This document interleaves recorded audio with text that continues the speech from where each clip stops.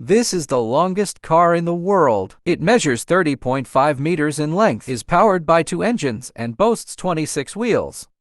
Not only does this car feature a helipad, but it also includes a swimming pool, and you can even play golf on it. In 1976, it was constructed from 6 Cadillac Eldorado cars. During that time, cars were commonly elongated.